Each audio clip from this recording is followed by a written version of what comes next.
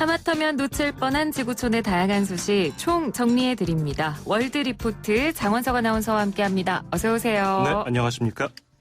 자, 오늘 첫 번째로 들려주실 소식은 어떤 내용인가요?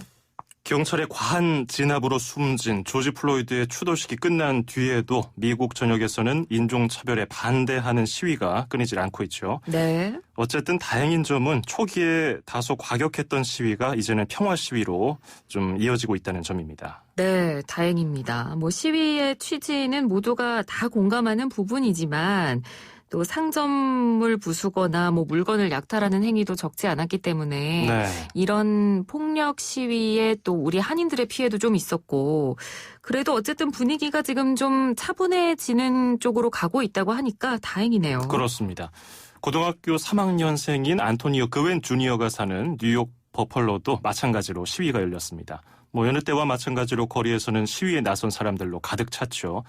변화를 원하는 미국인들은 곳곳에서 구호를 외치며 행진했습니다. 그리고 그 행진은 새벽까지도 계속됐죠. 네. 그리고 시위가 잠잠해지기 시작한 새벽 2시쯤 고3 그웬군은 거리로 나섰습니다. 구호 시위가 적힌 피켓이 아니라 빗자루를 들고 말이죠. 그리고 수많은 시위대가 지나간 자리에 남은 쓰레기를 하나둘 주워 담기 시작했습니다. 그 외에는 베일리 애비뉴를 청소하기 시작해서 10시간이 지난 정오가 돼서야 마쳤다고 합니다. 네. 사실 시위대가 버리고 간 쓰레기는 시위대가 직접 치우고 떠나는 게 맞는 그랬어야죠. 건데. 예. 네.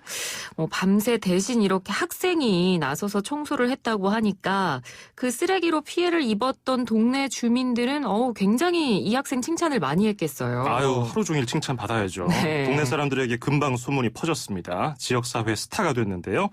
게다가 그 외에는 흑인 학생이었습니다. 따라서 무고한 상인들에게 분노 표출을 하던 다른 젊은 시위대와는 비교가 돼서 더 돋보였죠. 그웬 군의 선행은 지역 언론에도 소개가 됐습니다. 그런데 여기서 뜻밖의 일이 일어납니다. 한 백인 남성이 이 어린 흑인 학생의 착한 행동에 감명받아서 자신이 아끼던 스포츠카를 선물하기로 한 겁니다. 스포츠카를 줄 정도면 정말 크게 감명을 받았나 봐요. 이런 일 하기가 쉽지 않은데. 그렇죠. 학생이 너무 예뻐 보였나 봐요. 네. 이 자동차를 선물한 남성, 그웬의 뉴스를 보고 그웬의 SNS를 찾아서 갔다고 합니다. 그런데 그웬이 이제 곧 20살이 되니까 어떤 차를 사면 좋을지 SNS에서 친구들에게 조언을 구한 글을 봤대요. 미국에서는 고등학교 때 운전면허 따서 차 몰고 다니는 게 굉장히 익숙하잖아요. 그렇죠. 이 글을 본 남성, 자신이 젊을 때 아끼던 차를 선뜻 선물하기로 결심했습니다. 네, 무슨 영화에서나 나올 법한 그런 훈훈한 장면이네요. 그렇죠. 그웬이 선물 받은 차, 포드사의 대표적인 스포츠카 머스탱이었습니다. 그웬의 어머니도 이 똑같은 빨간 머스탱 차량을 몬 적이 있어서 굉장히 감사하고 놀랐다고 그웬 군은 밝혔는데요. 그웬의 어머니는 지난 2018년에 세상을 떠났기 때문에 어머니와의 추억도 떠올리게 하는 선물이었습니다. 네, 굉장히 그웬에게는 의미 있는 첫 차가 됐겠네요. 네, 그런데 그웬이 한 착한 일에 또 좋은 일이 이어졌습니다. 한 사업가가 이 빨간 머스탱의 보험을 무료로 1년 연장해줬고요. 또 고3인 그웬에게 지역의 한 학교가 전액 장학금을 주기로 했습니다. 그런데 사실 그웬이 선행을 한 게 이번은 처음이 아니고요. 교회 같은 곳에서 수년 동안 자원봉사를 해왔다고 합니다. 역시 이런 일은 하루 이틀 한 게 아니라는 걸 맞아요. 좀 이런 사례들을 보면 알 수 있을 것 같아요. 네, 그리고 CNN 방송이 그웬을 인터뷰했는데요. 역시 범상치 않은 학생들은 꿈도 남달랐습니다. 청소 사업이 장래 희망 중 하나라고 합니다. 대단하죠. 네. 요즘 애들은 문제라면서 어른들이 아이들 걱정하는 거 동서양 불문하고 똑같습니다. 그런데 그웬 같은 학생이 있으니까 참 든든하죠. 네, 인종차별과 관련해서 참 안타까운 뉴스들이 많았었는데 모처럼 좀 관련된 기분 좋은 뉴스를 들으니까 좀 기분이 좋아집니다. 그렇습니다.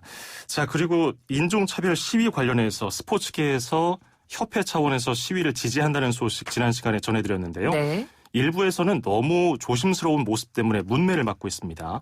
세계적인 커피 업체 스타벅스 얘기인데요. 본사 차원에서 스타벅스 직원들이 인종차별 반대 구호가 적힌 옷이나 배지를 착용하지 못하도록 해서 논란입니다. 근데 요즘 뭐 미국에서 보면 유명 인사들이 공개적인 자리에 이 구호가 적힌 티셔츠를 입고 나오거나 아니면 뭐 핀을 꽂거나 뭐 네. 이런 장면들을 저희가 좀 많이 봤는데 매장 내에서 일하는 직원들은 그렇게 하지 말아라라고 이제 스타벅스 본사 차원에서 얘기가 나왔다는 거죠. 그렇습니다. 일부 매장 매니저들이 해당 시위 복장을 입고 싶다고 요청을 했는데 회사가 지침 위반이라고 얘기를 했다는 거죠. 특히나 스타벅스는 Black Lives Matter, 흑인의 생명은 중요하다, 흑인의 목숨은 소중하다 이런 뜻이 적힌 문구가 있는 옷을 특정해서 지적했다고 합니다. 근데 사실 좀 별 문제 없는 것 같거든요. 네. 그런데 왜 스타벅스가 이런 옷을 입지 못하게 했을까요? 이 Black Lives Matter, 줄여서 BLM이라는 문구가 일부 사람들로 하여금 폭력을 부추길 수 있다고 우려된다는 설명이었습니다. 쉽게 말해서 인종차별 반대 시위를 못마땅하게 생각하는 사람들에게 밉보이기 싫다는 겁니다. 시위를 싫어하는 사람들이 커피를 사 먹지 않거나 혹은 뭐 비판할까 봐 직원들이 인종차별에 반대하는 문구가 적힌 옷을 입지 못하게 한 거죠. 그렇군요. 그러면 여론은 어떤가요? 좀 당연히 좀 분위기가 좋지 않을 것 같은데. 바로 SNS에서는 스타벅스가 인종차별주의자 고객들을 위해서 애쓴다는 내용이 쏟아졌습니다. 스타벅스 불매 메시지도 적지 않았는데요. 네. 이러자 스타벅스는 꼴이 내렸습니다. 매장 직원들에게 구호가 적힌 티셔츠 25만 장을 지급한다고 밝혔습니다. 뭐 한 발 물러선 셈이죠. 네. 좀 어떻게 보면 뒤늦게 수습을 하려고 지금 나선 것 같은데 뭐 어찌됐건 예전에도 이 스타벅스 매장에서 인종차별 문제로 이슈가 된 적이 있었어요. 그렇습니다. 지난 2018년에 미국 필라델피아에 있는 매장에서 흑인 2명이 주문을 하지 않고 매장에 앉아 있다고 경찰에 신고가 접수됐습니다. 이때 출동한 경찰이 곧바로 흑인 2명에게 수갑을 채워서 논란이 됐는데요. 이때 이 영상이 퍼지면서 큰 비판을 받았고요. 또 동양인 비하 논란도 있었습니다.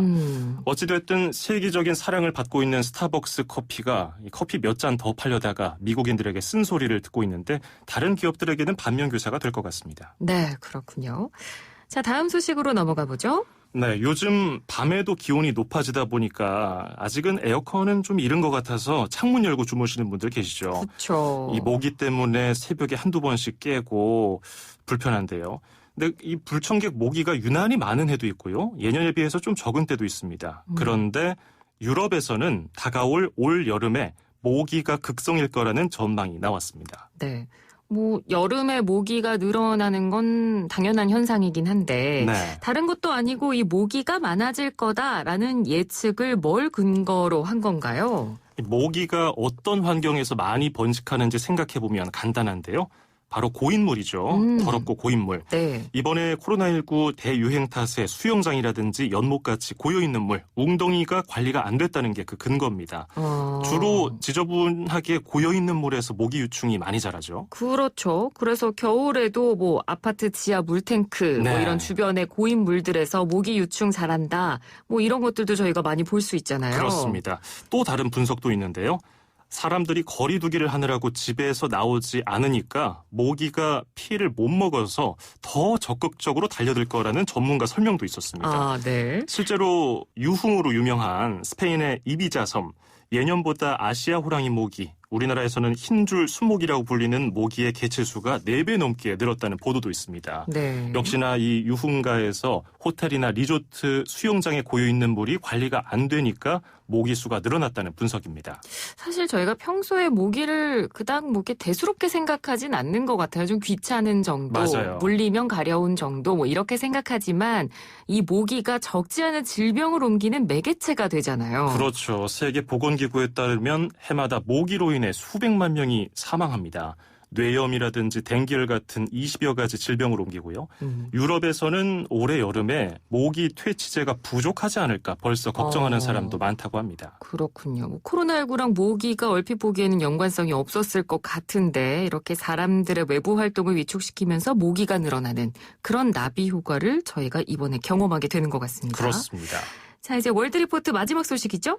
네, 덮어놓고 나타보면 거짓골을 못 면한다.